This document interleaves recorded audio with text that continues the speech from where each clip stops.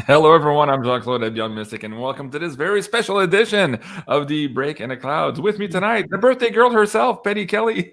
You can find her at pennykelly.com and also here on YouTube at Penny Kelly. Penny, happy birthday. How are you? I'm good. I'm good. It's been a long day. I'm tired as all get out. The day started with people that I haven't talked to for years calling me before I was out of bed. So happy birthday, singing all kinds of songs. So, yeah, it's been quite a day. So, Okay. Well, hold on to that thought here. We have a few surprises for you here tonight, Penny. Also, all folks right. in the live chat, thank you for joining us. And please help me in welcoming the amazing Julie. You can find her at maisonjupiter.com here on the web and also on her YouTube channel where she's putting a lot more cool, unique content. So go and subscribe there. Julie, welcome back to the show. How are you? Hello, I'm good. I'm good. Happy birthday to you, Penny. Happy solar return, as we call it in astrology. And hey, Yeah. JC. It's nice to start the year fresh with you because it's my first live of 2023. Very excited. It's not my first one, but I don't know. I had a few weird days, and now it's like I feel a little rusty all of a sudden. So bear with me if I have some little Yeah. faux pas during the show, and if I can't find my words. Penny, well, first of all, I'm excited to have you on, and I'm sorry we had to reschedule earlier today. Mercury retrograde stuff, of course, but I'm glad we were able to recoup the night. We wanted to do this show on your birthday, and if you're okay with it, we thought maybe we wouldn't do astrology or show any of your charts and all that, but we thought maybe we'd pick an oracle card for you for your birthday today. You Oh, want to start with that, Julie? How do sure. you feel? Yeah. Yeah. Okay. All right. And, Okay. and folks, please join me in wishing Penny Kelly a happy birthday and, of course, happy New Year, full of love, prosperity, and abundance, and health, of course, for Penny, my friend. Yes, strong health. All right, Yeah. Penny. Penny. Yes, let's see what Julie has to say here with her oracle. Okay. Okay. Which oracle card deck are you using there, Julie? So today I'm using this Star Codes Astro Oracle because it's a mix of astrology cards and Oracle, which are two Okay. passions of mine. So I got for you, Penny, I got the Libra Balance card for this year. So it's a great Okay. card. That must be the theme. Oh yeah. So, yeah, yeah. Somebody else I know is an astrologer said this is about balance for you. I'm like, oh, okay. I'm not real good at that, but I'll do my best. Well, Well, that's I think nice we all because need to strive for a little bit more balance here in 2023. Of course, Penny's been hard at work for years, educating the public, and it's all coming to this huge crescendo. And Yeah, as it's doing that, we also need to remember here to have some self care and to protect our energies here because we're on that pivotal moment now, and we have a lot more work to do ahead of us. So we really need that is to true. take care of each other. Yeah. Yeah. So say more about the card, Julie. yeah, okay, I will.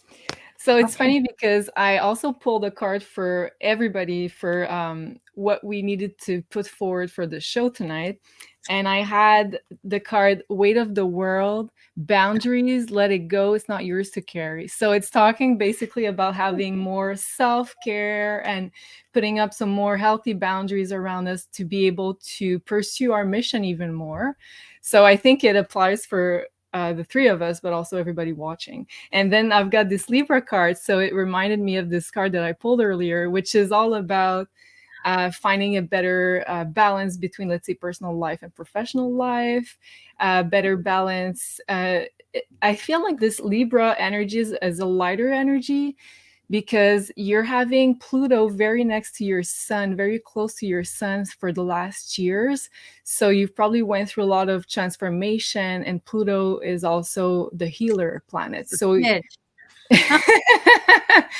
so it kind of asked you to be more, let's say, up close and center on the stage to be a healer, which is also the higher frequency of Pluto, to show the way, to be a leader. It's almost like a revolution type of planet, also leading the way to be a healer and in the new world. So you're gonna be able to have a lighter energy from this Pluto, I feel, because Libra is all about finding pleasure, harmony, peace, love. Oh, nice. So I feel like you're gonna be very happy about that. Okay, very good. Yeah. between the family and the world and the farm and the things I love to do and what's going on in the world, it's like, OMG. Okay, time for a break. How do we Yes. find time? How do we find time for it all? I agree, and I agree with Trixie on the screen there. Anyways, she says Penny is looking absolutely beautiful on her birthday. I absolutely agree. Thank you. I'm kind of, I went out to dinner. We were supposed to do this at 4:00, and then I was going to go to dinner. So instead, we moved it. I went to dinner and I had a beer, and I'm like, ta-da! All's well. The world is fine. She's relaxed now. Yeah, and so now the beer is wearing off, and I'm like, oh, I need to go to bed. I'm tired. Okay. Well, not right now, Penny. We have a little bit Not more. right now. Okay. I thought we would start with the astrology here tonight, and I wanted to bring some of the alignments into focus for the audience members because it seems to be supporting, energy-wise at least, a lot of the content that you had in the previous look-see Penny, that you just put out earlier today. So let me see if I can bring that up for the audience members. Go back to your... was that a pre-record? Yeah, this one here. So guys, if you haven't seen Penny's Look-See and you want to get more details, it's a 47-minute video. Go check out this one here on Penny Kelly here on YouTube. Now, Julie, introduce the subject matter here for the slide for tonight. Let me see if I can bring it up for you here and explain this nodal axis and why it's important and what's happening here in 2023 that really is spelling out big changes, and it's calling upon each and all of us here to be individualized, become that entrepreneur, and really make a way, as Cliff High used to say in his old Webbot data reports, that we would come into this make a way civilization. It appears that this year could be that pivotal moment. Go ahead, Julie. Yeah, so I watched your look-see today, Penny. I think you posted it a few hours ago on your YouTube channel. Yes, very interesting. And we had a couple similar points, so I thought this slide would be a nice thing to bring up because we had a lot of things in common that we're talking about. Okay. So a very interesting transit that we're going to have in 2023. It's going to start in July of 2023, and it lasts a year and a half. So every time the nodes of the moon, they're exactly opposite each other. So they're in an axis of sign, and this transit lasts a year and a half. So just to show you a little bit of how it worked in the past months and years. So from May 2020, so about mid-2020 to January of 2022, this axis, the nodal axis, so the nodes of the moon, were in the signs of Gemini and Sagittarius. So the north node is pointing towards the archetype that's going to show us a lesson collectively. So both the nodes of the moon are karmic points that show us what we need to learn, what we need to embody more in order to collectively evolve. So that north node back then, 2020 to beginning of 2022, was in Gemini. So that was the information axis. So I don't know if you guys remember, but it was where this, let's say, propaganda information war started very, very strongly. Well, it started a bit before that, but I can remember that in May 2020, it was pretty strong. Yep. So we had to develop this curiosity to, let's say, find other sources of information back then. So for a year and a half, collectively, we needed to open up our horizons and also accept changing our belief system, which is the opposite sign of Sagittarius, broaden our life perspective with new information. So Gemini is going towards new information, being more curious to accept other ideas than the ideas that we previously believed in, which were a lot of them were let's say, fed to us while we were younger by mainstream media. We didn't even know, probably. So we needed to go out of this structure in order to find new information and to broaden our perspective. Also, Gemini is the sign that is, let's say, curiosity versus judgment, which can be Sagittarius in the lower vibration. So less judgmental towards different point of views and more curious.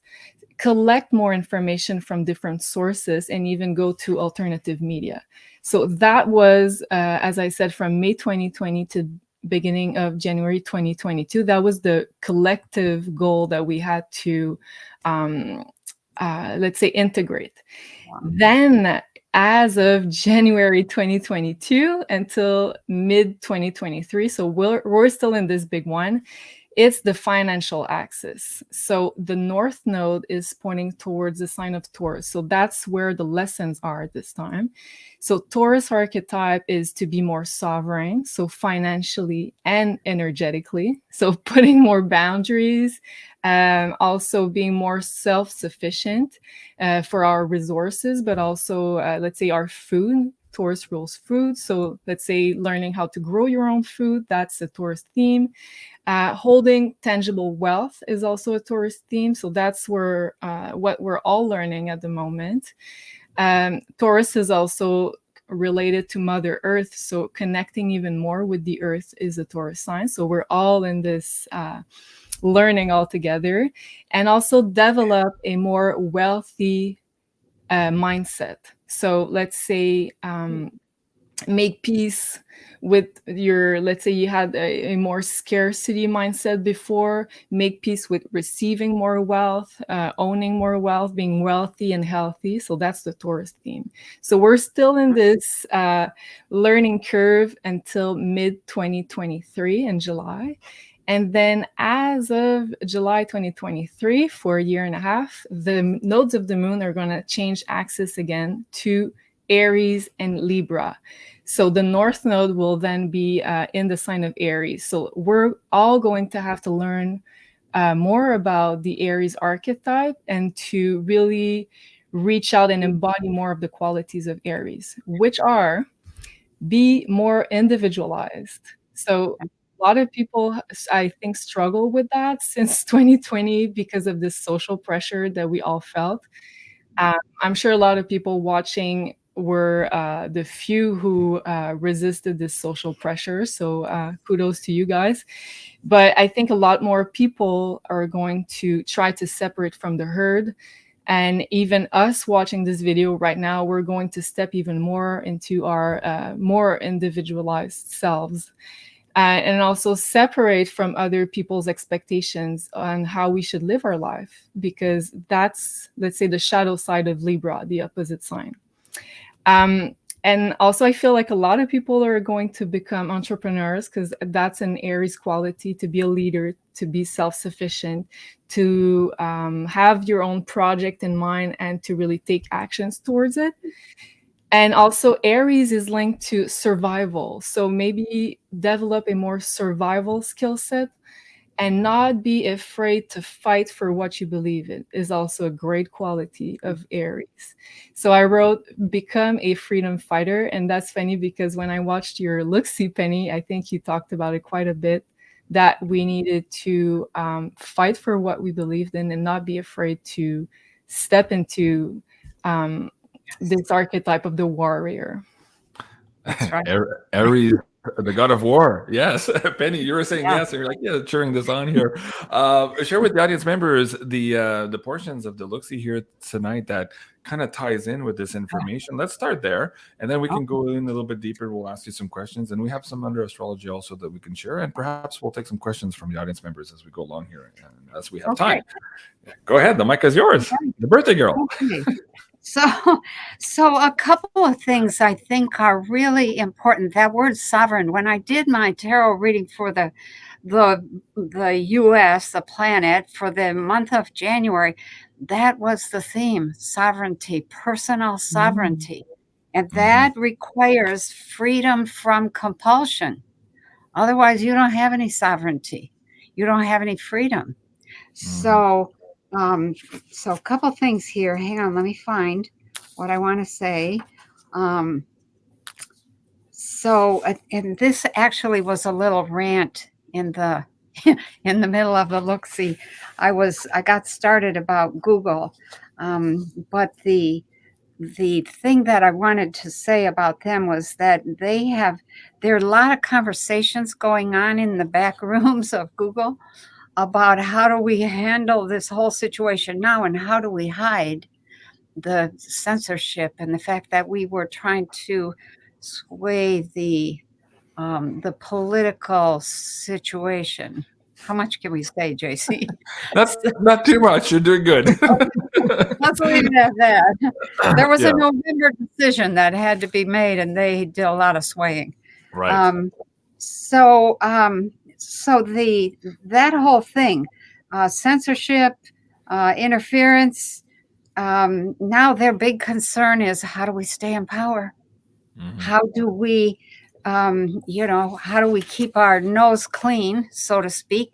And there was, when I was tuning in, there was not one single instance of caring about their investors or the people that, that they have harmed, or their shareholders. Nothing along those lines. And I was really kind of shocked, because that's usually a theme that runs through all companies, big corporations, is what do the shareholders think? What do the investors want? And there was none of that. So I made this statement. Oh, sorry. She's popular tonight. Happy birthday, Penny. Yeah. So a few things I want to say about the Google executives and all those other big corporate starstruck CEOs who fell for the idea that supreme wealth brings supreme power. So supreme power is a result of freedom. Period. Supreme power comes from freedom. What kind of freedom? Freedom from compulsion. Freedom from arbitrary control. Freedom from selfish or fake agendas that hide behind the pretense of doing good for all, and they're not doing anything except something for themselves. None of those elites, Jack, Jeff, Billy Boy, Schwabe, Soros, or any of the political lackeys were doing anything for the good of anybody but themselves. And that just really, that's fighting stuff as far as I'm concerned. So it really irritates the jabbers out of me to have to see that kind of careless, uncaring, thoughtlessness and selfishness. So there's all of that. And then toward the end of the look-see, I was feeling kind of like, wow, we're coming along. I think we're coming along, because I saw stuff about the financial system, which I'll come back to in a minute, and the World Health Organization. But right at the end, as I was feeling kind of sad and was caught up in that sadness, and I saw the following, and I was like, oh, yeah, okay. And it was just this, like a movie. The world of science, in the world of science, the best scientists are the ones who can design experiments that reveal the secrets of how things work. In the world of food, the best cooks are the ones who can put together ingredients that provide a taste sensation for the diners. In the world of money and finance, the best money handlers are the ones who can find ways to support the continuous changes for the better in all walks of life. In the world of housing and material goods, the best designers and builders are the ones who figure out how to incorporate materials that renew the human body continuously.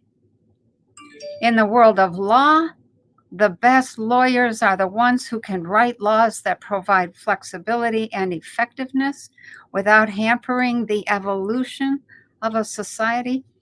In the world of government, the best leaders are the ones who can find infinite ways to use good basic laws to maintain order and stability without the corruption of power. So the last thing in that was look for these people. support these people. And don't forget to celebrate your lives. So it was just such a, like, okay, there's kind of like our marching orders for, for the future. And that was kind of a nice counterbalance, because some of the stuff that I saw around Russia, can we talk about what's going on over there in the middle of Eurasia? Sure. Okay. So I went to look and see what was happening there. And I'll tell you what, I'm looking at this map of Ukraine, and I've been following what's going on in Ukraine every day for months, for almost a year now. It'll be a year in February.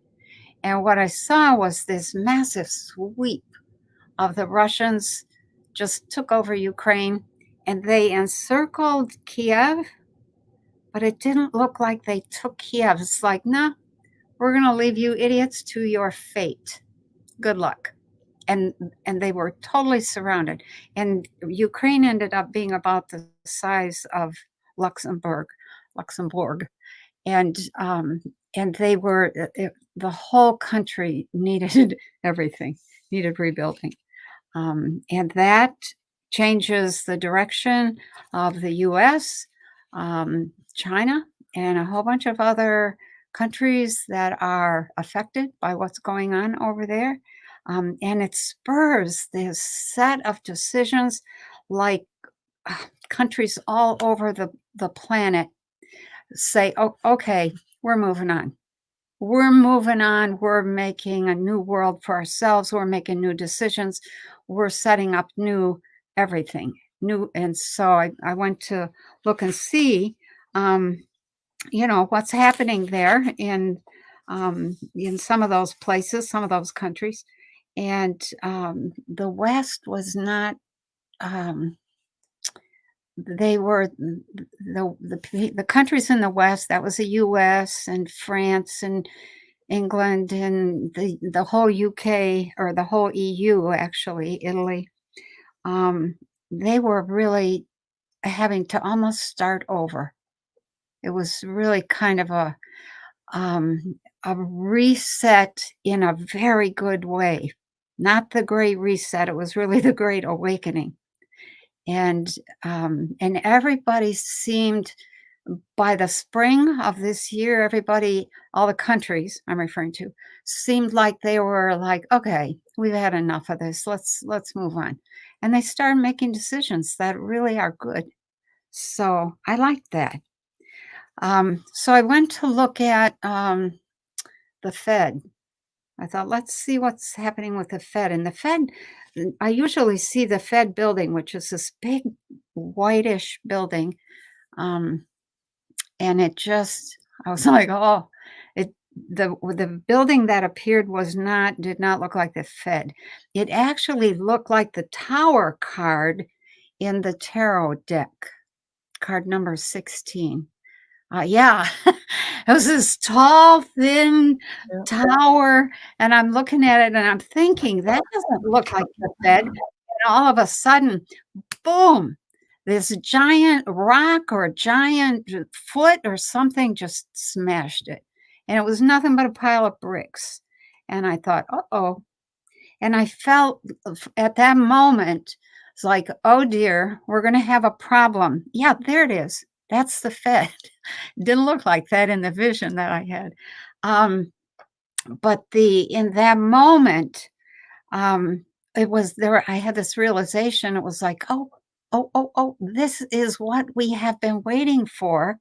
And so it was one of those moments of, oh, and ooh, both at the same time. Like, uh-oh, we're in deep doo-doo, because we no longer have a Fed, and that means we're going to have some financial chaos.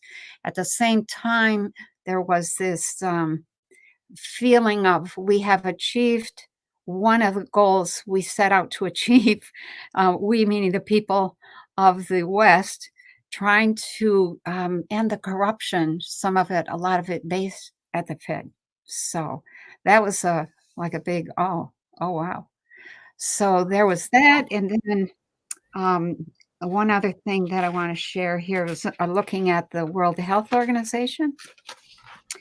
I went to look at that, and I thought I was, I don't really know what the World Health Organization building or headquarters looks like, but it didn't look like what I saw, because what I saw was this white paper bag that looked like it was made out of used typing paper. It had all kinds of words on it, and the bag was empty. And I'm looking at the bag, thinking, is that the World Health Organization? And as I am thinking that, I hear somebody say, we need more money. We need to ask for more money. And a picture of Bill Gates came in. And at that point, I lost the whole vision. It was like, as soon as you become logical and start trying to remember details, you lose your vision typically. But when Bill Gates came in the picture, I thought, isn't he the guy who's been supporting the World Health Organization? Maybe they're going back to him to ask for more money. But the overall impression that I had was that organization was really shaky, like it was almost done. The bag symbolizes either they are going to be left holding the bag, and I'm not sure what that might mean in terms of, maybe just blame. It also indicates the beggar's bag, a bag lady, a bag organization begging for money, not able to get any more. And there's also, for those that are familiar with hunting, you bag your trophy, you bag your whatever it is you're hunting and your conquest, whatever. And so all of those kind of came with that symbol of the bag. And I came away with the impression that they were, that the overall World Health Organization was so shaky that it was not long for this world, that there was a problem with getting money from Bill Gates. I didn't know why that was there, but it was like, okay, big changes, big changes. And then I think the last thing, well, there's more that I could say, but the last thing is that in the look-see of December, I had these 5 factors that came together, and those factors were a vision that I had that a coup had taken place. And then I had a dream. In that same look-see, I talked about a dream in which Trump was taking weeds. I was pulling weeds, and Trump and a bunch of people were running those weeds to the compost pile. and all of a sudden, I had this whole armful of weeds, and Trump comes up and big smile, and he says, I'll take it from here. And so there was that. And then the video that Cliffy put out, I'm not sure when, if it was October or November, in which he said there was a big emotional spike in December and another one in January. So that was factor 3. Factor 4 was Dick Allgire's report about seeing men in the Capitol building. Yeah. Vomiting, crying, falling down, fainting. Everything was over. Something was ending. And then factor 5 was the Brunson versus Adams case. And so I had a vision in which all those came together, and I interpreted that, and I think I interpreted it wrong. And it was like, okay, I need to go back. And so for those of you who watched the December look-see, go back and listen to what I said in this January look-see, because I think we need to learn better. Certainly I'm still learning how to read the signs and the symbols and things like that, because I put all those factors together in this way. The Supreme Court would decide to hear the Brunson case, and this was the cause of the emotional spike in December reported by Cliffy. In January, the court would hear the case and rule in favor of Brunson, and that would cause the second huge spike in January. And because of the Supreme Court ruling, Biden, Harris, Pelosi, and 384 members of Congress would be removed and banned from ever holding office again. And that was the reason for the sudden quiet in the word coup, and why Dick Allgaier saw those, those people in Washington, D.C. crying and vomiting while everything closed down for the last time. So what actually happened was that the Supreme Court was supposed to make their decision to hear the case, or the Brunson case, on December 12th. And they didn't. They put it off to January 6th. And as soon as I heard that date, it was like, uh-oh. That is a very fateful date. That was like a red flag. I kind of ignored that. I thought they wouldn't dare. They wouldn't dare make another decision that screws us, we the people. And they did. So a couple things.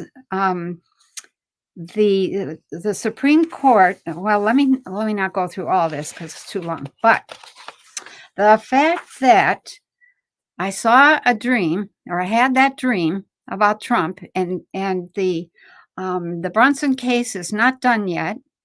And we haven't really had, I think we're starting to have it now, the big emotional spike in January. I think what we're facing, what all that comes together to indicate, is that there is still a really big turning point right on our doorstep. It wasn't the Brunson case, but something, because dreams and visions don't lie. The person doing the interpreting, in this case was me, can be all wrong. And I put those together, and you could see some of my own bias. I wanted that Supreme Court to hear that case. I wanted them to decide in our favor. Well, that didn't happen. But the fact that the dream occurred and the vision came, putting those 5 factors together, that says to me that there's something really big still waiting in the wings.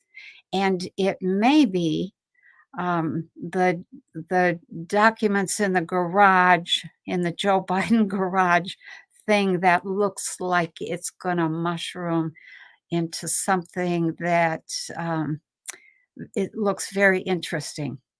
So, yeah, there you go. Beside the Corvette. Speaking of mushrooms, I don't want to put your attention to mushrooms on the screen, but anyway. Oh my God! Okay, I just thought I'd have fun. Yeah. With that. So let me finish with one more thing. Okay. A different way of interpreting that same information. So let's say that everything that those 5 factors represented, let's say that all those factors were symbolic instead of literal. I interpreted them as literal. If they were symbolic, what they indicate is that a silent coup has taken place. Duh, we kind of know that. They indicate that a major decision was going to be needed by the people, because we are the Supreme Court in our land. The people are supreme. Okay? It represents that the men crying, vomiting, and fainting represent how we would feel when we discovered the truth. And the truth was that we didn't have a government. The coup had removed it. And the need to then shut things down because there were no more legal paths open to us. So that's, so let's just watch and learn from what we see. Be ready to like bend and flex and stretch. Like I said, the Brunsons have 30 days after the January 6th to reapply, get the court to reconsider. The court might reconsider. Altogether, they have 5 avenues to appeal. I was watching a document yesterday. So yeah, it's not over. It's not over. No. So, but we may be seeing the big spike in the blow up of the Biden document scandal. So It could be that. Okay, so first of all, thank you, Penny. That's fascinating. And guys, again, if you want to get the whole look-see here, please do go check it out on Penny Kelly's YouTube channel there. It's a 47-minute video, a lot of information there for you guys as well.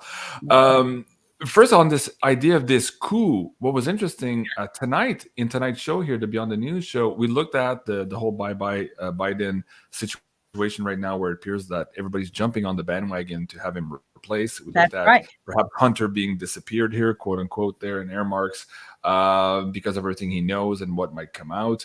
But what was interesting there, the debt ceiling part, I had Janine ask the cards on this too, and she picked up a military situation. So she said, yeah, there's a debt ceiling every year, blah, blah, blah. Again, like blah, blah, blah. But there's something bigger in the wings here, and it had to do with the military. So when you were picking up the coup, I'm like, oh, there's something else coming, and it had to do with the financial system. So yes, we were looking at the debt ceiling as one of the triggers perhaps for this Black Swan event, but it appears that it's much, much, much bigger than that. And this was also, by the way, if you've seen the last video from Cliff High, this one was entitled Reality Works Perfect. He's pointing at January 19 there on the screen also. And he's saying that secrets cost big mucho dollars. And once that is threatened, the secrecy basically disappears. The big ugly comes out in earnest. And this is where everybody has to go to the washroom really quickly when they're faced with all of these thoughts and ideas that completely change their worldviews. Julie, I see you nodding there.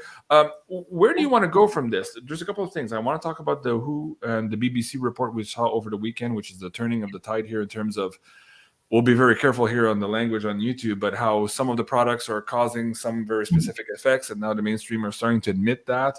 We're going to talk also about this Mars retrograde and how it pitted brother and brother against each other here, and how the changement of that Mars going direct here might lead to the situation that Penny was talking about here in the theater of the specific battle there on the European front.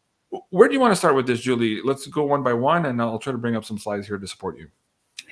Well, the whole time Penny was talking about like the final part of, let's say, the big corporations, the government crumbling down. I was thinking the whole time of this transit that we're having starting in March. So Pluto will leave the sign of Capricorn. So Pluto in astrology is like a bulldozer type of energy. It destroys, and it's the phoenix rising from the ashes. So first there's a destruction, and then there's a rebirth.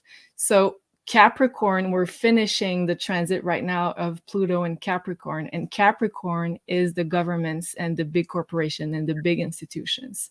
So we're finishing up this transit, and every time Pluto in history has changed signs, so every time it leaves a sign, we're seeing the repercussion of what it destroyed after it leaves the sign.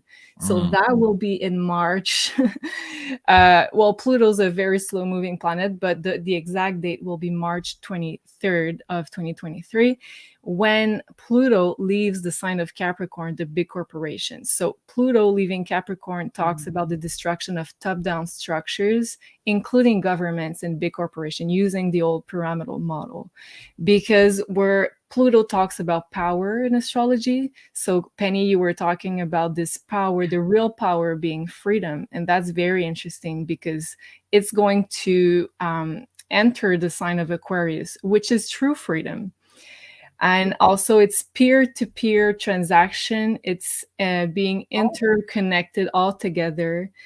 It's freedom through financial means. So doing peer-to-peer transactions, let's say cryptos, decentralized cryptos, all decentralized assets of Aquarius, because we're free to operate our financial freedom together. But also freedom of information is Aquarius, and freedom of science, real science, is also Aquarius. So very interesting, yes. And yeah, so I wrote there, second point, Pluto changing sign almost always ushers a crisis in society. So there's going to be most likely a crisis. I know Cliff talked about an emotional peak in December or January, but personally I see it more in March because of this Pluto leaving Capricorn to enter Aquarius. And because it's such a long transit, Pluto is going to stay in Aquarius until 2044. The beginning of this transit is going to change a lot of things. So we're going to feel those big changes in society. Aquarius is also digital ID, because Aquarius is technology, new technology being used to have power, which is Pluto. So when we begin a transit with Pluto, first, sometimes we experience it as power taken away from us. So I think most likely what's going to happen is that this technology is going to start being used against us. So let's say digital ID, AI, technology used for further control of population, internet, social media, freedom of speech, crypto, science, DNA manipulation. So that's all I wrote in the third point here. So first, when we step in a new energy, this Pluto, this power energy is being used against us. But if we can discern the truth there and let's say be very firm about our sovereignty and what we want to manifest in our collective future, then we can use the symbology of the Aquarius archetype and use it for our own good and for our own future that we want to build together. And for a lot of the audience members, they were exactly that, extremely resilient to all of these attempts of control and derision over the last number of years. And this leads us into the next chapter here for humanity. Really cool. Okay, Jim, do you want to finish the slide there? And I'll ask, okay, go ahead. Sure. So yeah, I think many further attempts to control population will be made because of this Pluto in Aquarius transit, but then it will be up to the people to reject them to move into a more sovereign expression of the Aquarian and Plutonian archetypes, which also speak about big revolutions, rebelling against authorities and becoming your own authority. So very interesting. And last point I wrote there, I know Cliff has been talking about the big die-off. I think he saw it for, I can't remember if it was for 2022, 2023, or further away. But Pluto is also the planet of, like I said at the beginning, death and rebirth. Aquarius in mundane astrology is the people. As a collectivity. So that could be happening starting with this transits, but for sure there's going to be a big, let's say, death and rebirth of how we coexist in society, for sure. Penny, your first thoughts here on Pluto changing signs, almost always ushering this crisis in society. As you're hearing that and as you collate that with your look-sees, what do you want to add to that? And I'm going to search one of the video clips from Cliff here, who's talking about this next big emotional wave, and it's going to be different than everything before. And he was pointing at perhaps March, April, May. So he's also looking at something big here in this end of the timeline here. So I'll get to that. But Penny, your first reaction here to this slide. I have to say that I've been seeing that March is like a major uproar, turning point. Somehow it's like the 100th monkey effect takes effect in March, and people get it everywhere. And the few who don't are people who kind of hang back and watch and learn, but the huge majority of people are moving forward. They are doing things on their own financially. I have to say something about the financial thing. One of the things I've seen again and again is this period of time where there's financial chaos. And so people are using everything for money. They're using old dollars. They're using junk silver. They're using everybody's garage and basement gets cleaned out looking for what can we trade with. Somebody wants this. Somebody needs this. And there's all kinds of what I guess would be repurposing, recycling of all sorts of things because people are saying, well, I have this. You know, what do you need it? Here's a list of what I have, and they're using those things for money. And there's also some cryptos that are being used there's silver, there's gold, there's jewelry, there's cars, even land. Everybody is using everything for trade, and then it smooths out. It's kind of a brief period, but it's a really essential period in that it shows people, I'm not sure how to say it, how to look at what's in their basement or their garage and say, look at the money I have sitting there, wasting away, not being used. What can I do with that? Mm-hmm. And that, that's coming in the spring and summer after that, that chaos in March. So, Wow. yeah. Well, that's absolutely fascinating. Meg Moonbeam is in the chat. Say hi, everyone. And Meg is the new addition to our team. Of course, another amazing astrologer doing one-on-one readings here at Maison Jupiter. But Julie, speaking of March and some of these amazing transits, the predictions here for 2023, explain to the audience members this first inaugural show you'll be putting up here on January 18 at 4 p.m. Eastern here with Meg. What can they expect to go watch the show? Yeah, so right when Mercury will start moving direct again on the 18th, we're putting up a brand new show. So I'm very excited for this one with Meg. So I know we always talk about those astrological transits during the shows very briefly, but this one is going to be more in detail, the 2023 prediction in astrology. So Meg and I are going to talk about what's going to influence us the most. So Pluto changing sign, Saturn changing sign, also the nodes axis changing sign. So there's a lot of new energy for 2023, big collective energy. So I'm very excited to talk about that with Meg. All right, well, guys, don't miss that. That's at Maison Jupiter on YouTube, and remember to subscribe there to see all of the new amazing content. Speaking of new amazing content, also here on Beyond Mystic, new for 2023, the Beyond Tarot's weekly shows here with Sophie every Monday. If you haven't seen today's episode, yes, do go and check that out. This Wednesday at noon, we'll be live also with the Beyond Astro with Meg. And if you haven't seen our last episode, Manifest Destiny, that was the first inaugural monthly show here with Meg. That was really cool as well. So do go and check that out. I did find a portion of the clip you guys were talking about here in the Cliff High video. And so in the screen here, he's explaining how we had all of these emotional spikes release here over the last 100 years or so. And he's saying that what's coming up this year in 2023, if you look at the chart here, and he said it could be April, May, June, July, could be even sooner here, depending on everything we're seeing now crumbling in the narrative. But he's expressing here this collective brand new way of dealing with energy, at which point we go into a different way of thinking and seeing things. Like it's a huge demarcation for humanity. Penny, I don't know if you've seen this video, but comment on that too, and how you're seeing perhaps this year this big demarcation, and why you're putting so much effort in your books and your team consciousness to help people really activate themselves and separate themselves from the herd, and being able to be self-sufficient and abundance here, so that they can be hitting the ground running, creating the new world here as this specific graphic here takes hold in human consciousness. Go ahead. I think it's really important.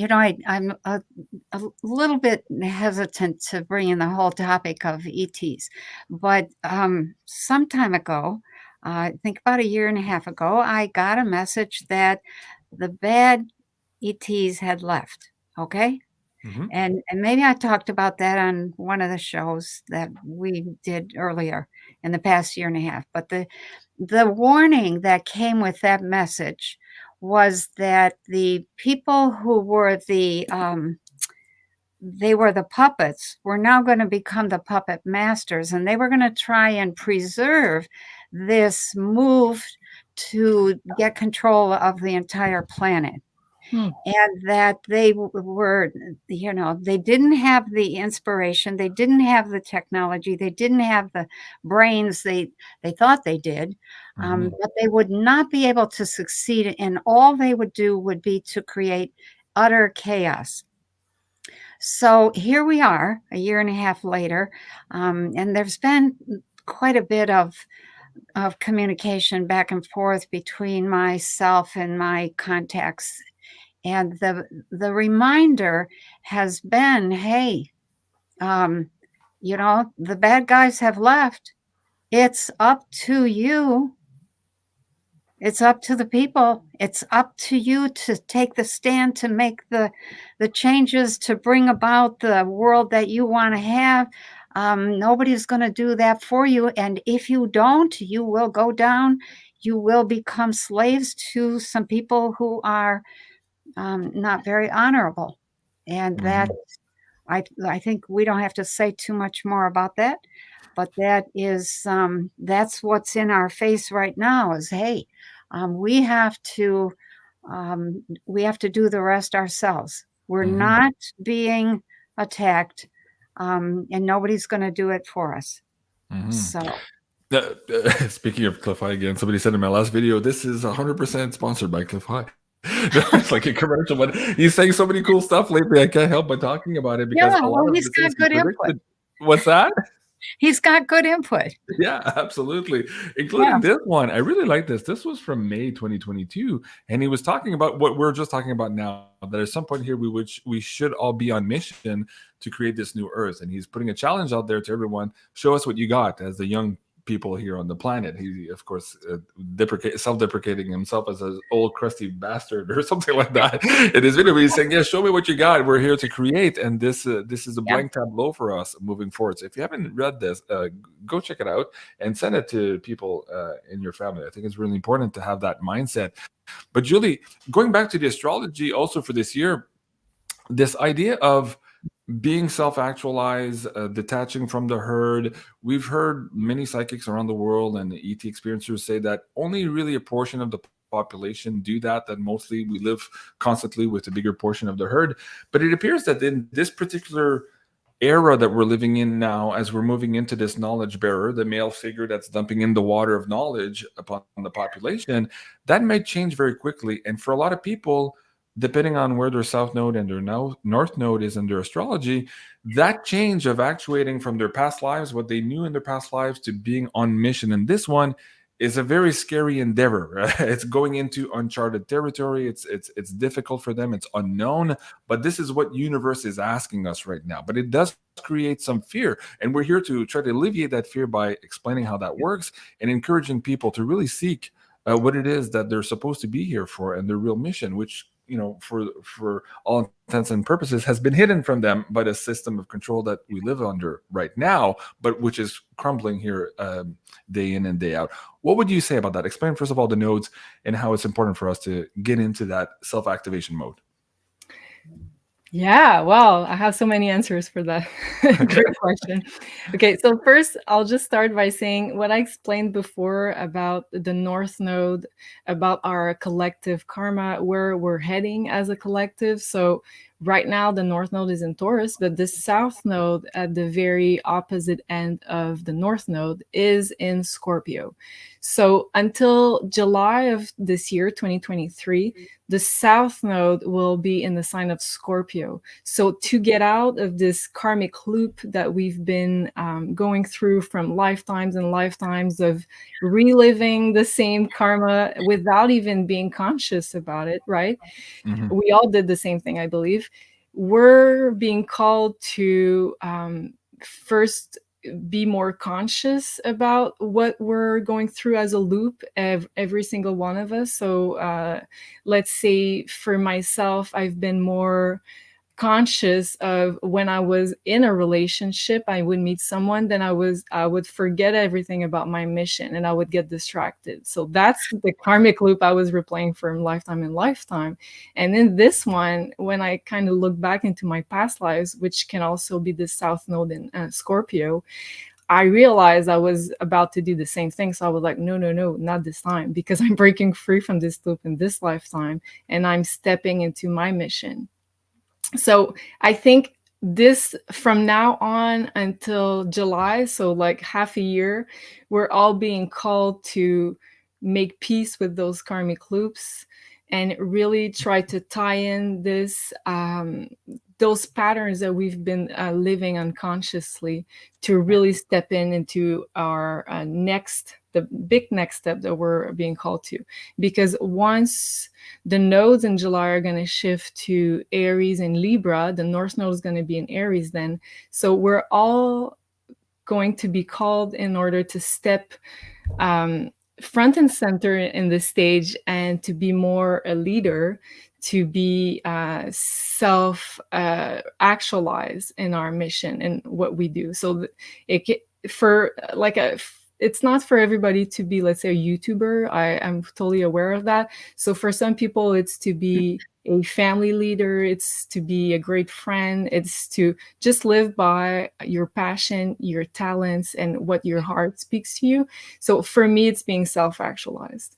So I think we have all a big mission and a big purge also to do until this July to prepare to step into the next chapter of our mission. Well, that's really good. I'm reminded of the author David Dida in one of his books I read a number of years ago, The Way of the Superior Man. And of course, the Aries is coming up on theme again, and Meg is saying, yeah, North Node in Aries upcoming, exactly what Julie was saying here. You guys must be thinking alike. Julie, for people who want to maybe explore more about their North Node, South Node placements, understand a little bit more how these transits might be affecting them for 2023, what do you have on them here with these priority bookings and bookings here, with Meg on MaisonJupiter.com? How does this work? So yes, Meg is doing one-on-one consultations on the Maison Jupiter website, so MaisonJupiter.com. So she's offering either the 1-hour personal forecast for the year ahead based on your own birth chart. So she's explaining your most important transits for the year ahead, how to prepare, how to use those energies to manifest anything that you want to manifest in your life. And the second one is the 1.5-hour birth chart astrology reading. So she's going to go through your own birth chart, which is going to be your blueprint for your incarnation. So this is going to be the same birth chart for the rest of your life. So better know how to use it right now. And she's going to answer all your questions. And it's really a big, I would say, game changer when you start understanding your patterns, what you've been drawn to, why you're... Yes, so on all levels in your life. Okay, very good. And there's a 10% discount for BeyondMystic. I always forget, so this time Let me bring that up. Actually, we have 2 giveaways to do here. And Penny, I want to come back to you and finish the segment here on gold and silver. So a lot of people asking in the chat. Yes, we're going to be using all these different kinds of monies here during the transition, and people are looking for a little bit more guidance there on maybe how to position themselves throughout all of that transition. So we'll get to that next. So yes, guys, Beyond Mystic, one word, is 10% coupon code here for both the astrology readings and also the readings with Sophie. If you want some tarot readings, you can do that there as well. And Julie, you have a candle you are giving away to the audience members tonight. Is that true? Where is that? Yes, that's on MaisonJupiter.com. So Elena's making those candles. Those are handmade with crystal infused candles. So she charged the crystals under the full moon, and she really she does some energy healing with the crystals before she puts them in the candles. So tonight, can you go on the page? I'm not sure I remember. Okay, hold on a second here. I was bringing up something else. Okay, which one were you? I think it's the creativity one. Okay, hold on. This one here? Yes, okay. This one. All right. So creativity is to activate the solar plexus chakra. So we're giving 1 creativity candles to someone tonight. Is that it? To one of you lucky PayPal tip jar donators supporting the show tonight. Let's put it that way. Let me bring up the PayPal tip jar link. I forgot to do that at the beginning of the episode. So big thank you for you guys. Of course, we're demonetized here, and we've had some issue with censorship. So these amazing shows are brought to you by all of these amazing guests who help us and support us here along the way. So one of you guys tonight are getting this amazing candle, and the other one, I have this other amazing gift for you tonight, and this is from Carla from Ascension Organized. Let me see if I can bring this one up on the screen as well. This is a brand new pyramid design, also up for grabs. Thank you, Lisa Laura. She says she loves her candles. I love my candles also. Okay, let's see what Carla has to say about this pyramid, also for the PayPal tip jar donators tonight. Let's see. This is Carla from Ascension Organized with another new design for you. Her name is Aurora. So Aurora was created together with Aramis the same day. You could say that they were born at the same time. And she embodies Atlantis energies. That's exactly what I got as soon as I got her out of the mold. So she is made of white milky quartz and seashells together with brass metals. So white milky quartz is a great master healer stone. It's great for amplifying any stone that is near it, great for grounding body, mind, and soul, healing, any intention that you basically set her to. And seashell, because it holds the power of the ocean and the energies of the ocean. I'll give her a quick turn around so you can see her. Wow. And there she is. I hope you guys like her. Thank you very, very much. And I'll see you guys soon. Bye-bye. Thank you so much. That sounds to me like a good candle to reach balance. I've been talking about the balance card earlier for Penny. Absolutely. Guys, if you're looking at getting one of these amazing pyramids in your own possession, you can do so, of course, at ascensionorganites.com. And there also, BeyondMystic is the coupon code. It'll give you 10% off all of these amazing creations. All right. Penny, back to the financial segment. Let me see here if I can bring this back up on the screen. You mentioned in this latest look-see, and previous times before too, this goes back to all the way back to the books, the Rogues, I believe. Also, when I first read that one, we were talking about a period of time where the way we transact and the way we divide labor was going to change dramatically. There would be a more organic version of that, but we would have a transition from the old to that new way of living. Explain that a little bit here, and then I'm going to ask you some specific questions about where you see maybe gold, silver, and crypto for the people here who are trying to navigate all of this. Go ahead. Okay, and I have to say, I think we're coming into that period that I saw, courtesy of the robes. What they showed me was that there was just this, it was like a rain shower of pink slips, and people were being laid off left and right. Nobody had jobs. Very few people had jobs. The result was that people, a lot of people were scrambling. They ended up where it ended up eventually where almost everybody was working online, doing something online. They built a business online. They had some kind of service. There were deliveries that they made based on orders that came in. Medicine was online. Everything was online. People were very entrepreneurial.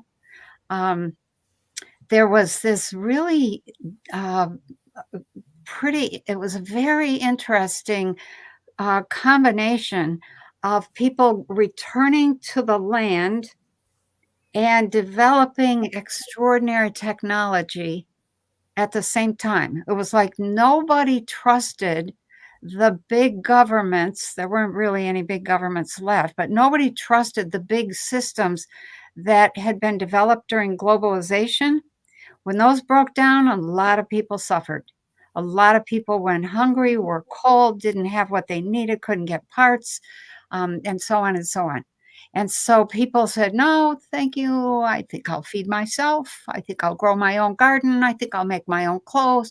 And they started working from home, and different skills came up, and people would know who knew how to do what. And pretty soon people were referring others to, hey, I know a guy who knows how to fix lawnmowers, or I know a guy who has a whole stock of old tires that you might be able to find something you need, blah, blah, blah.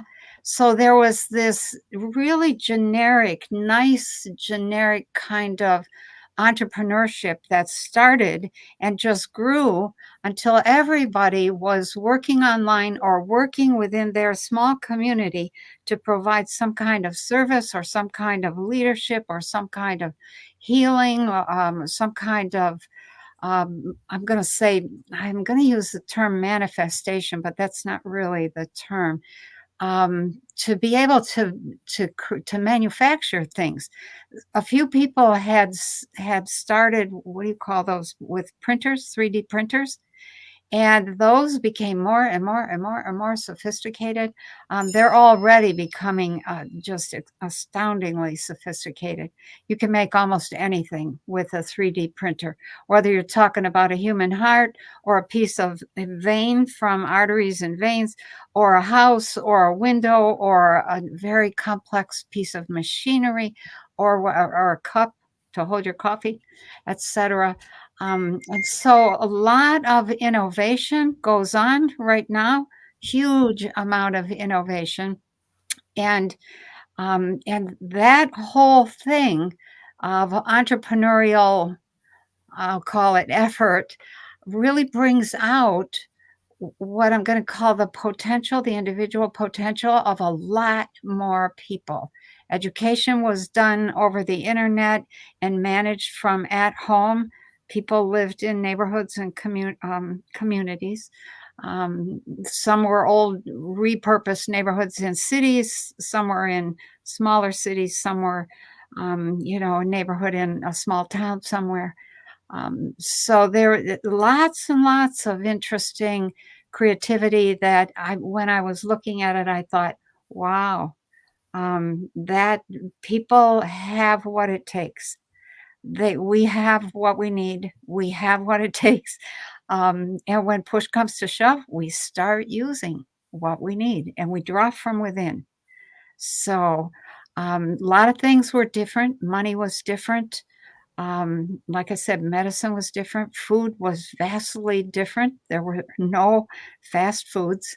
That just, I know some people that would break their heart. But, they were happy.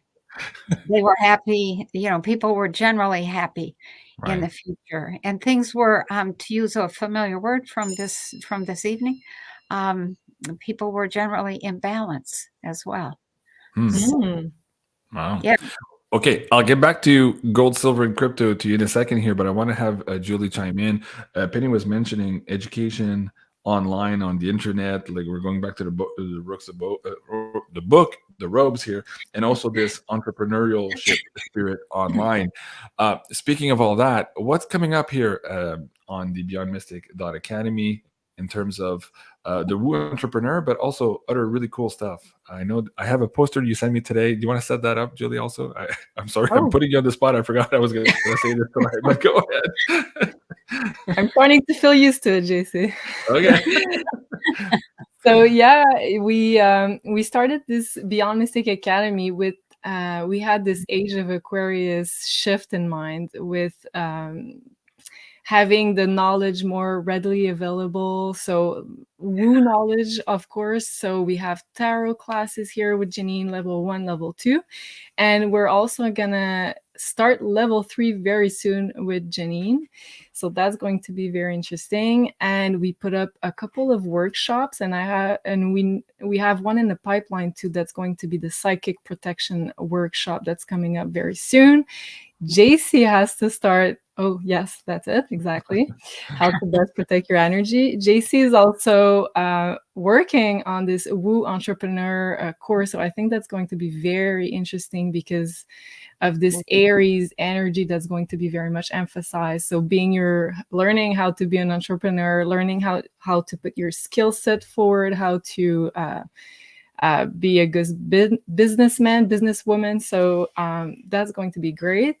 Also, we've got the Reboot Challenge with Aline coming up. She's a psychologist, and she's going to teach people how to deal with anxiety, how to deal with change, how to adapt to the new world. So I think a lot of us are going to rejoice with that information, because I know there's a lot of us feeling a lot of anxiety with all those changes around us. And what was it you asked again? Oh yes, the poster I sent you today. So yeah, I'm excited about this one too. So we're going to start every month near the full moon, a full moon singing bowl meditation live with Elena and with Janine. That's also going to be doing a live tarot reading segment. JC and I are also going to be part of this, and we're going to use that to have this online community vibe to put out an intention in the world and be stronger in creating this new world we want to live in. Mm-hmm. So exciting things coming there to the BeyondMystic.academy. Thank you, Julie. Appreciate that. So Penny, going back here, I've got a bunch of questions that are going to skewer me if I don't ask you before you leave here tonight. We're at an hour, 8 minutes. Gold and silver again. So there's people just coming up on here. They've looked at your past predictions. They looked at the Cliff High stuff, and it appears that we're very close here to all of these things happening, including the remote viewer slide we showed earlier in the night. Do you see anything happening in gold and silver in January, or is that more in March, as perhaps the astrology is suggesting? What are your thoughts here for the people who are trying to play this game here to take their money out of the old system and transition through the vehicles right now of gold and silver? Let's start with that, and then we'll go into the crypto part of it. Okay, so I tried to look at cryptos and the financial system and gold and silver. And the whole thing has been so volatile. And I just keep seeing the same thing over and over, which is silver is going to go up massively, and so are cryptos. So, so because things have been so volatile, I thought, okay, no big fancy predictions. Let's just leave it. What's happening in the next month? Period. Okay. Just this next month. And cryptos did not look like they did much over the next month, although they did go up a little. I wasn't sure they could hold that gain, but they went up. I thought, okay, if they hold that, they plateau for a while, then they go up again. But that was getting beyond the next month. So it's like, no, just come back to this month. They go up a little. Cryptos go up a little. If you want to take money out of the system, be careful about the cryptos that you put money into. At this point, I'm only recommending Bitcoin. So maybe Ethereum. Okay. Oh, by the way, as you say that too, I read something earlier today. I can't say where it was coming from, or I can't divulge where it was coming from, but they were saying that bankers around the world too are noticing a big withdrawal in their holdings, where people are taking money out to buy Bitcoin specifically. And apparently what Max Kaiser was saying 10 years ago, that at some point here, everybody would become a Bitcoin maximalist. That seems to be forming right now.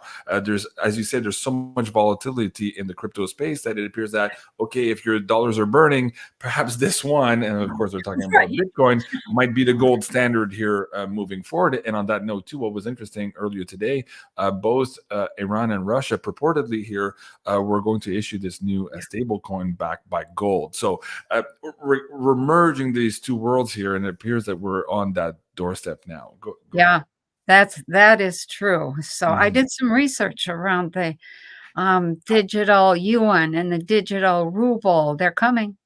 They're coming. Everybody is going to go digital. So then I looked at silver and gold. Gold inched up a little. Silver pretty much stayed the same. It just seemed to go, up and down, up and down, up and down, but only like $1 or $2 up and down. It did not do what I keep expecting it to do, which is to go up drastically. And so it was like, what is taking so long? And I thought silver looked like it was starting to move up by the beginning of February, the first week of February, but I didn't go much further than that. So I have to say, for the next month, everything is kind of really slow. If you can still get silver, by gosh, get some. If you can get some Bitcoin, get some. Just, the banks are getting ready. They're already laying people off left and right. I think that they, let me see if I can find what else I said about, let me say it from memory. Okay. The banking system is laying people off. Everybody's going digital. And I when I saw that, I thought, wait a minute, let me go check and see is that actually true? So I stopped the look-see, stopped the vision process, and went to Google. Is there a digital ruble? Is there a digital yuan? And yes, everybody is preparing a digital coin. And so then I came back to the visioning and thought, okay, why? Do they think we're going to trust them? What? And so it was to save money. It was just, they were going to a different kind of money in order to save money on paper, on ink, on printing costs, on storage, on banking infrastructure, because they're going to shut banks down, and there's just going to be a few, what do you call those, big server places, blockchain locations, where most of the banking is handled from an office or two here and there. The whole way that we bank is really pretty much over. And just to back up Penny here, back in July of last year, the Bank of International Settlements were hoping to have their CBDCs in place by December. They're a little bit late. We're now in January, but this is them admitting that they wanted to get their CBDCs running. Now, in December, actually late November and early December, we had 12 different banks here in North America testing the government CBDC platform. So they're on cue. This is where they want to go, and this is where the whole digital wallet and digital ID thing that came from the last thing, the last 2 years, how it's all tying into this digital world that they're trying to implement. So yes, they're very much still on track for that. Awakened Woman is saying, ask about XRP. Does XRP play a role in all of this? Or have you looked into this lately, Penny? I haven't looked. What can you say? I haven't looked. The last time I looked at XRP, it looked like that was something that our federal government or our Federal Reserve was fiddling with, or somehow they had their fingers in that, and it was going to become big for a while. I wasn't sure it was going to stick. So that's exactly what Sophie picked up, Penny. We asked Sophie to pull cards on XRP, and I remember she said it was going to go up, but I would be very temporary. Yeah, careful. Yeah. And I think that's the same for a lot of CBDCs, because they're going to use government propaganda, the media and all that to pump them up. And because some normies are obviously going to swallow that, like those prices might go up. So there might be a play there, but caution, buyer here, buyer beware, be very careful with all of that for sure. I know. Yeah. It did not look like the first central bank digital currency offering survived more than a year. And I've been seeing that right along. They put that. Sinclair had 3 different reboots, and also Cliff High had 3 different reboots of the financial system when they started this CBDC route. So I think you're right on track with that. Esmeralda says it's the perfect time to get JC's beautiful silver bars. I absolutely love them. And somebody else is asking, I can't wait for the beautiful one with the bird on it. Julie, what the hell's happening with the bird one? It's Mercury retrograde, guys, so it's taking longer than expected. I'm sorry, I have to blame it on Mercury this time, but it's coming in the next I think it's going to be in production in the next days. Okay, we're almost there. I know we had some issues with the little J there. Something was happening in the mold. They couldn't get the J quite right in the signature. So yes, folks, that's coming up very soon. Ocean Odell says, yes, I love my Beyond Mystic silver bars. Of course, guys, those are still available at beyondmystic.net/silver. Top of the page is the special order form for the Beyond Mystic silver bars. And of course, the discounts for this week here offered by Miles Franklin to you guys here at Beyond Mystic. $2.99 over spot for the Kilo Val Canby bars, as well as $3.99 over spot for the 2022 Krugerrands. Really, really good deals there if you're looking at getting some silver in your own possession. And on top of that, this is a great time to let you know. Let me see if I can scroll back. It doesn't work as fast as I wanted to.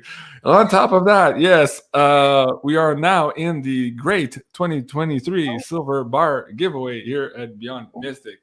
So if you go to beyondmystic.net, the first page here, you'll see the link to this amazing promo. These are offered, of course, to you here in the community, one on the American side and one on the Canadian side, as we did last year. So follow the instructions here on how to apply for all of this. And I wanted to share with you the winners of last year. Let's see if we can get this one. So this one was the winner in the USA for the 2022 Great Silver Bar giveaway. Let me see if I can find the Canadian one here. I think I have it on the screen for you guys. So yeah, there you go. I think that, what was that guy's name?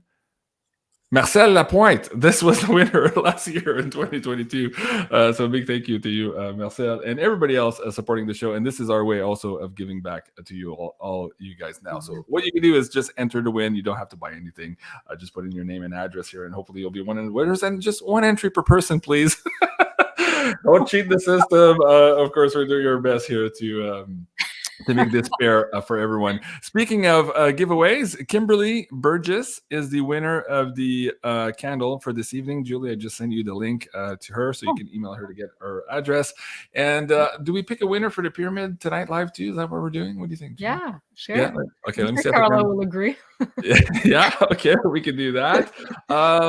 Anything else while I search PayPal here to find the last winner? Julie, anything else you want to? Yeah, I just wanted to add to the conversation that I looked at Bitcoin's chart recently. Well, last year, and I remembered that in March of this year, something big was going to happen with the value of Bitcoin, because they're having the Pluto transit their Bitcoin's natal Jupiter. So Pluto's going to hit the natal Jupiter, which talks about value. It talks about financial value, this Jupiter. So Pluto is kind of a death and rebirth energy. So initially when I looked at it, I was like, oh, it's not good for Bitcoin.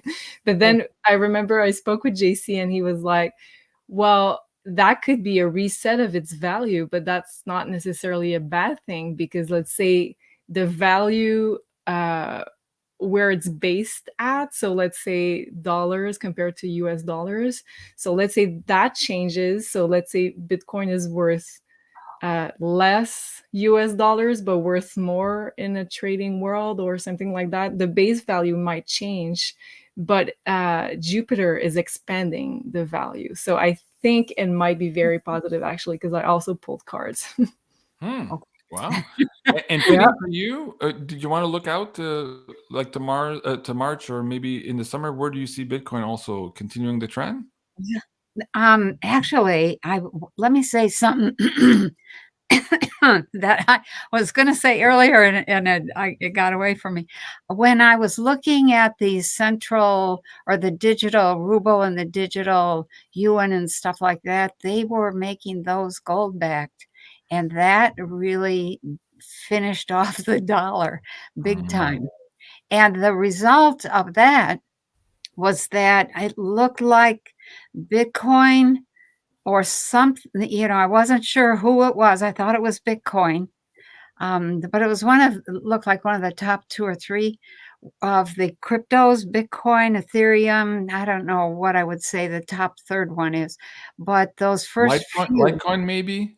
Could be. I wasn't sure. I didn't think it was Litecoin, but but anyway, they were then in negotiations as to, okay, we want to make our currency gold backed, and they were and gold was still kind of flip flopping back and forth when they were talking about that. But by the time they came to do it, gold was going up, and it was a lot more expensive to get into a gold back, crypto Bitcoin than it would have been if they had done it when they first thought about it. Right. That could be the spelling of the panic to own that was reported in the old Webbot data reports. That at some point people said, "Ah, man, I should have done this earlier." That's right. Some people thought that was when Bitcoin hit 20,000 the first time, but apparently not. That panic to own moment has not yet occurred. If you look at all the other temporal markers that are hitting now, it appears to be a little bit down the way here, but not that far down. 2023.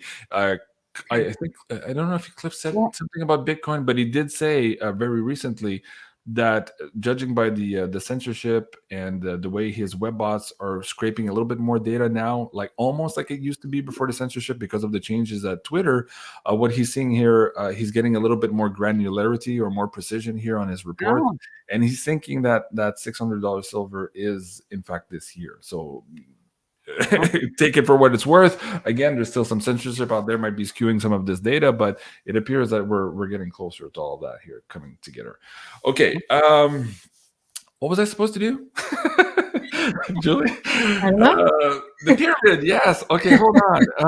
Well, hold on. The PayPal tip jar is on the screen now. You guys still have a chance to win.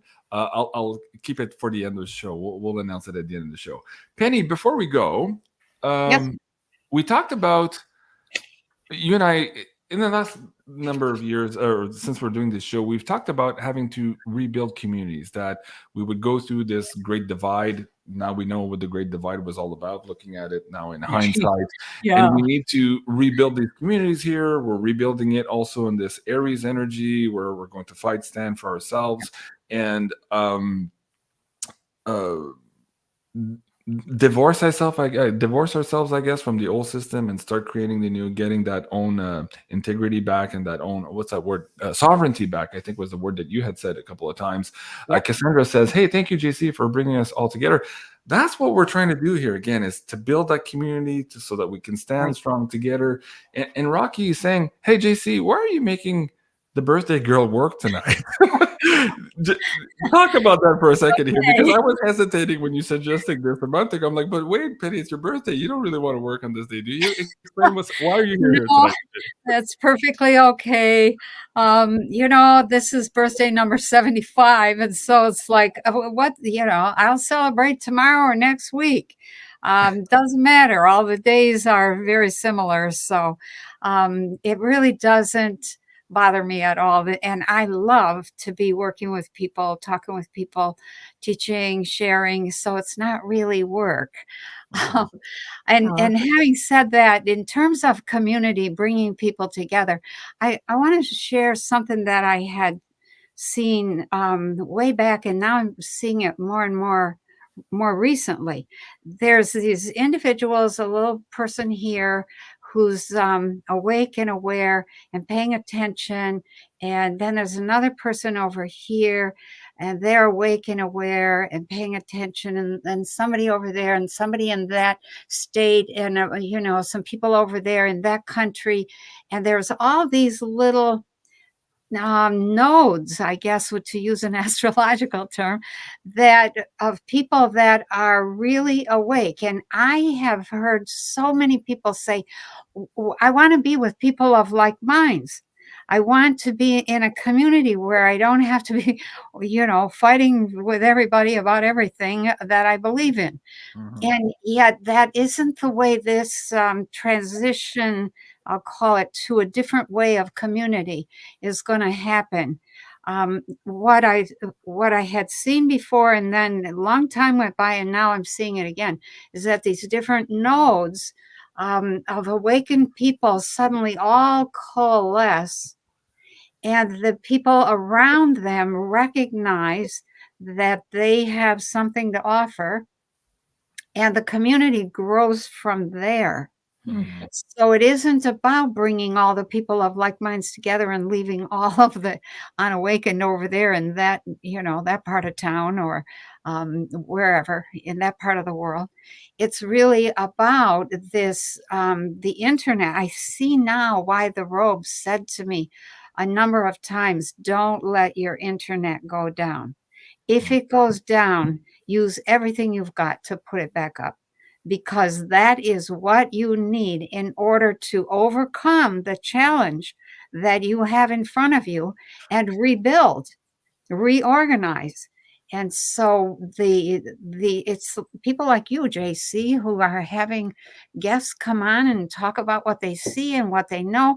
There's people scattered all over the planet listening to that kind of thing and holding this space within their own heart and their own mind for how they want to live, and waiting for the people around them to kind of have a come to Jesus moment, an awakening of, okay, hey, I'm sorry I laughed at you, but what are you doing about this? How are you handling that?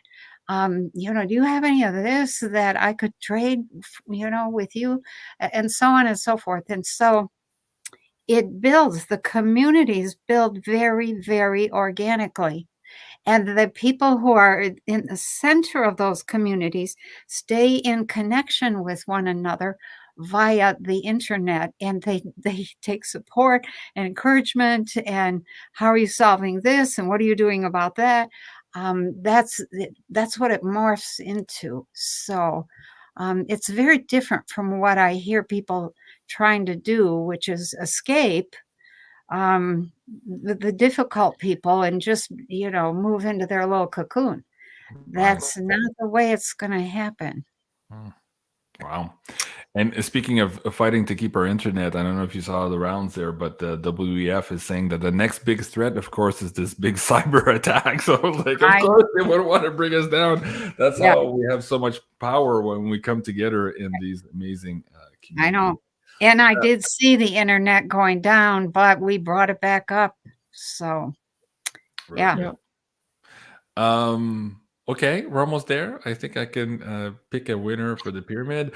Before I do that, Julie, anything else you wanted to talk about? Any last words of wisdom? Well, I just wanted to comment on what Penny just said. I feel like she's describing in a very beautiful and powerful way the age of Aquarius. So I feel like this is what we're destined to build communities. But I really like your explanation, Penny, when you talk about including all the rest of the people around those nodes or points, or I feel, I resonate with that very much. And I feel like the age of Aquarius is learning how to gain back our knowledge and how to connect with our divine self, but also how to connect together without the matrix interfering. So, yeah.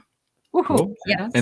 And speaking of regaining our knowledge, Julie, explain what we've done here to the Astro Woo series starting in 2023. Yeah, so brand new year, well, at least from the Gregorian calendar. So we split up all the Astro readings into 12 zodiac signs, so you can listen for the predictions for your rising sign and also your sun sign. Both work pretty well. We tested them in the last year. So these are the predictions for tarot and also astrology for the month ahead. And I feel like there's a lot of very good themes still in effect in January. I know we're mid-January, but still, I feel like the month of January just begun because Mars just turned direct on the 12th. So things started to move again forward. And then on the 18th, so in 2 days, we're going to have Mercury moving direct also. Thank God. Hold on, people. It's going to happen finally. I feel like the year can really start on the second part of January. So it's still very relevant. Yeah. And if you want to know what the second part of January holds for you and your specific astrological sign, go check it out there, BeyondMystic.net. We're really proud of breaking this down and making it easy for you guys to get the most information in the shortest amount of time possible. Committing to doing that this year for you, because we know that the information is coming fast and furious every day now. And Penny, Julie, and myself are always trying to find out new ways of delivering that in a concise manner for you guys. Speaking of that, what's coming up at Penny, also on pennykelly.com here, moving forward for 2023? What do you have for the audience? Well, I think a couple things. We're about to launch our school. The school is going to go public. I've said several times, I think we're going to launch. But I think we're really going to launch as soon as Mercury retrograde is over. So that's really a good thing. I think that is that whole thing. The school is designed to give classes or allow people to sign up for classes where they can really mature in terms of consciousness and spirituality and intuition and all of that. So in terms of that, we're still doing tea and consciousness. I have tea and consciousness tomorrow night and Wednesday, 2 on Wednesday, and then the following week, I think on Wednesday. So that's coming. I haven't started any new books because I'm working on 2 or 3 others, and we're trying to put classes up on the school. So, I'm at this point, I'm just trying to enjoy the interviews that I do and trying to bring as much information forward in those as I possibly can. I'm still doing tarot at the beginning of each month for the whole world, and still doing my look-see in mid-month. So awesome. There's Wow. probably a few other things, but I'm too tired to remember them. So It's probably that one beer you had 7 hours Yeah. ago, Penny. I know. My face feels like it's hot. It's like, oh my gosh, one beer. I don't have beer very often, so but it was good. It was only 10 ounces, but it was good. Very good. Gosh. And guys, you can support the amazing Penny here at Penny Kelly on Yeah. Patreon. And of course, you can find a lot of her amazing content here on Penny Kelly on YouTube and, of course, on our website at pennykelly.com. And Julie, before we go, of course, the candle for tonight, again, creativity. We already gave away earlier tonight. And there also you can find your personalized birth charts and your readings with Meg and Sophie. And perhaps another astrologer, galactic astrologer. Julie and I are recording now, or recruiting right now, and we're trying to bring another interesting and very valuable person to the team here very soon. So stay tuned for all of that. And don't forget also to check out Julie's YouTube channel for her unique content there, including this one coming up on the 18th at 4 p.m., the Astro Decode with Julie and Meg. You guys don't want to miss that. So here we are. We're at that portion of the night where we're going to give away this beautiful, amazing pyramid live on the show. And it's going to, drum roll please, it's going to Linda. How do I spell this name? Ellers? Linda Ellers, I believe. She says, love your show, JC. And the quality of guests you host, Jason, Penny, Julie, Janine, Woo Dude, and just to name a few. Thank you for your hard work. Well, thank you so much, Linda, for that generous contribution. You're absolutely amazing. And yes, we're going to have Carla reach out to you by email. So check the same email you use in your PayPal tip jar. And that's where Carla is going to communicate with you to get your address to send this out for you guys. Lois McKenna says, merci, JC. Great show tonight. Well, thank you so much. I really appreciate that. Do we want to do last words of wisdom? Penny, did I forget anything? Yeah. Is there anything else you want to share? Yeah, go ahead. I do. Last I words is want to yours. say thank you to all the people who sent happy birthday wishes, calls, texts, everything. Thank you so much. It's kind of like being 12 again. It's like, oh, look at all the good wishes. And I've got all sorts of birthday cake in pictures, and I love those. It's like, oh, wow, this is the kind of cake I can enjoy. It's not fattening. So, just thank you, everybody. I have really enjoyed the day. I've been well used and feel well loved. So thank you so much, Penny, for spending your amazing time with us here and the BeyondMystic audience. On behalf of everybody here, I do really much appreciate your time and your amazing input and all the work that you do for our community. So a big thank you to you, Penny, and a big thank you to you, Julie, also for all the work you do and all of the amazing research you do for all of these shows and all the beautiful graphics, including the new one here for tonight. What an amazing poster. Really love that. So big thank you to you also there, Julie. And of course, somebody said, let me see if I can bring it up on the screen. I just scrolled off, but they said something to the effect that Penny 75. That's the new 57. So okay, I'll go for that. we'll take that. Yeah. All right, guys. This was A Break in the Clouds with Penny Kelly, Julie, and myself. I love you guys. Have a great evening. And please remember to like, share, and subscribe. And we'll see you soon. Au revoir. Au revoir. Hasta pronto.